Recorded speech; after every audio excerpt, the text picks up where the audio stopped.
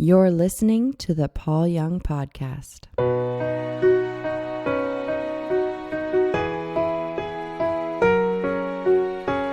Hi, everybody. As you can not hear, there isn't an echo.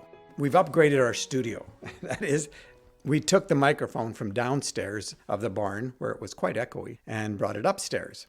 So I know that some of you couldn't hear it, but it bothered some people, rightly so, and so we've upgraded. That's the sound of silence. Anyway, the tag at the end of our podcast is, I think it's participate with love, do the next right thing, and trust the ripples. The trusting the ripples part is that, especially relationally, you don't make your decisions based on outcomes. Otherwise, outcomes turn into expectations. And like we've said before, expectations are just prophesied disappointments. So trusting the ripples is to allow the outcomes to be whatever they are. Part of that is because we believe that God is a redeeming genius. So God can take even our bumbles and fumbles, our mistakes, and work inside of them. Now, some of our mistakes we choose. That is, we do things out of our hurt to hurt others. Then those things become a place for us to grow and heal. The exposure becomes the grounds for healing. And we may not like that, but the promise of God is that God will expose everything in our lives that is not of love's kind. And that's a painful process in a lot of other parts of the world, but including Canada. But it's a painful journey to be exposed. We don't like it, but exposure and vulnerability are central to the depth of relationship. That's one thing that the AA programs or the 12-steppers have taught a lot of us, is that kind of exposure is necessary for healing and for growing relationships. And we're designed for relationships. We are not designed for isolation. Love draws us into relationship. Fear pushes us away.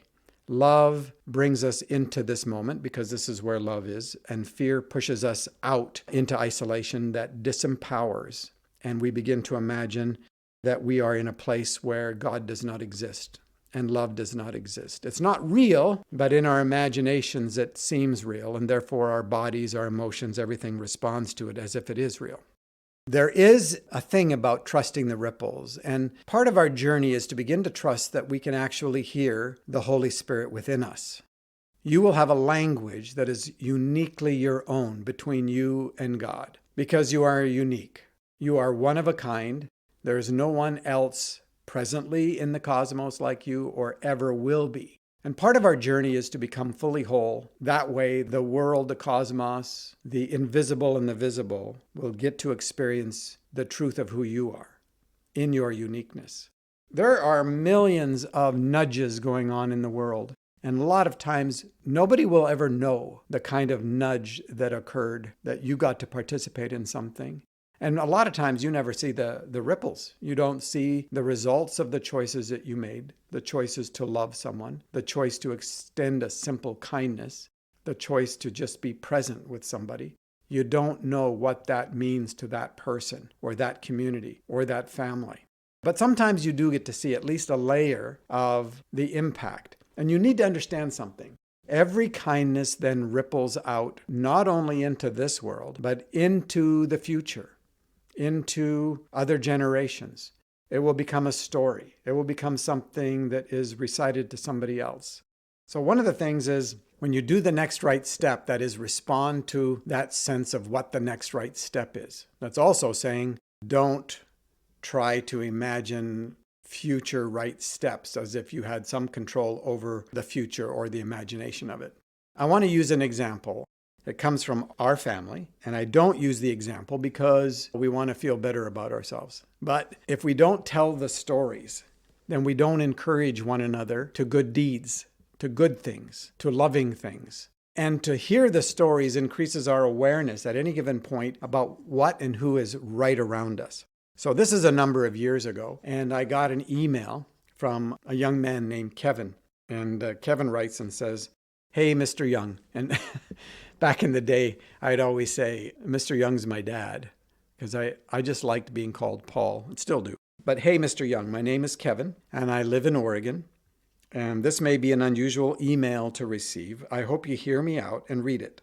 We've never met, though I passed on the opportunity to meet you and your family several years ago here in Portland.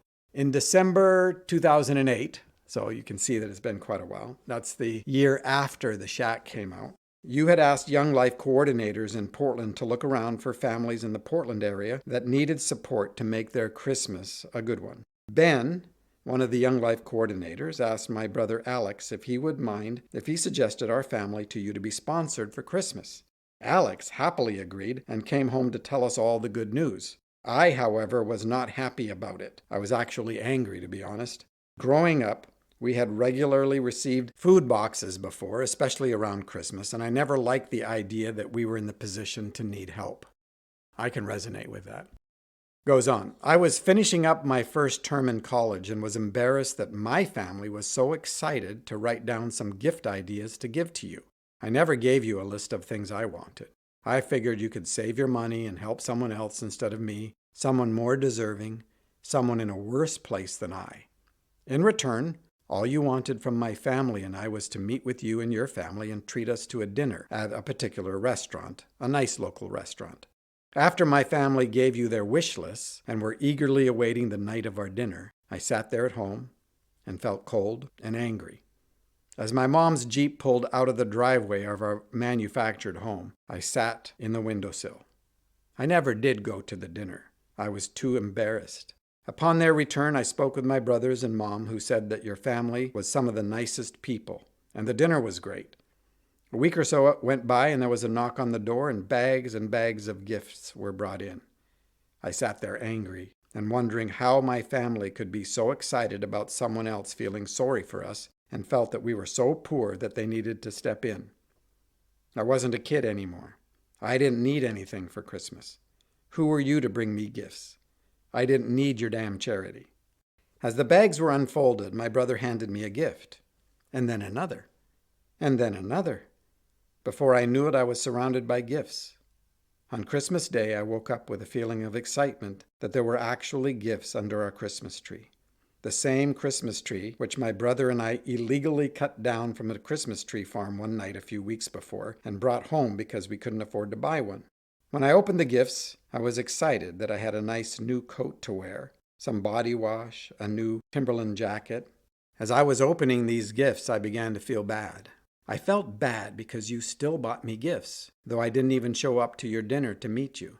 I felt bad because I misunderstood your reasons for helping my family and I on Christmas Day. I felt bad because I must have come across as unappreciative to you. It is now December 2016. 8 years have passed since then. I have since graduated from college with honors, was hired directly from college to work for the government as an intelligence analyst, and am in the process of finishing my master's degree from the University of Oregon. I have a beautiful wife, 2 daughters, and just bought my first house. I think about that Christmas often, and every year I think that I should try and reach out to you and let you know how thankful I really was and how that has shaped my life. It has taken me many years to understand myself and my childhood, and there is still a lot of ground to cover. I think I'm finally to the point of beginning to understand. Sometimes there are genuine people out there that really do want to help and ask nothing in return. Sometimes we all need a hand. And when it all boils down, I understand now that there is a spirit of giving that can really turn a page for people. As an angry teenager years ago, little did I know that I was experiencing a lesson that would stick with me my whole life. Thank you. Thanks for giving back to the faces that you've never met and affecting the people in a way that you have never known.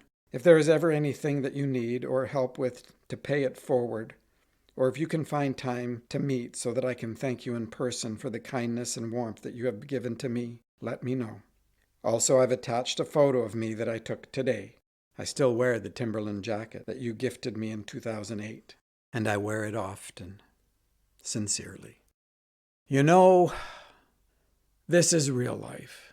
We didn't do it to try to shame anybody. Kevin, in this sense, brought the shame to the table. And there's no judgment there at all. How many times have I done that? How many times have I had a hard time accepting anything, any gift from anybody? You know, for a long time in my life, actually until a few years ago, I had a really hard time accepting a compliment because I felt like such a imposter. You know, the imposter syndrome, where you feel like if they only knew that you didn't deserve what they were complimenting you about, then they wouldn't have done it. That was part of it. Part of it was it felt like a higher bar to reach, to perform to. If they said you were really good at something, then you felt like, oh, great. And so you deferred it or deflected it, you know. A lot of my people like to deflect it to God, like, oh, that was God. The early church would say, God will not be God in our lives apart from us. That is, this is about participation. This is about participating in love. This is about listening to the nudge, doing the next right thing, taking the next right step, that which is right in front of us, and trusting the ripples. We didn't know what this meant to Kevin. We didn't know the outcomes. We did it because we had a nudge and we wanted to do something. And so we asked our dear friend Ben if there was any way that we could participate, because that was the nudge. That was what was going on inside of us. And we did, not knowing the outcome. All these years later, I get this beautiful, kind, tender email from Kevin. And look what's happened in between. That's just one of the little layers that we've gotten to see. When you express a kindness into the world, when you give the houseless person a bottle of water because it's hot outside, and you don't try to think about, oh, are they going to use the money I give them for what? Drugs or something. You just follow the nudge and trust the ripple. There is a God in you that sees the God in them. That's what Jesus said, right? If you do this to the least of these, you've done it unto me. And that's part of the beauty and the adventure and the journey that we are all invited to participate in. Thank you for listening. If you would like to contact or connect with us with inquiries and questions, comments, suggestions, stories, and more, please visit paulyoungpodcast.com. There you will find resources and notes related to any particular episode. Today, participate with love, do the next right thing, and trust the ripples.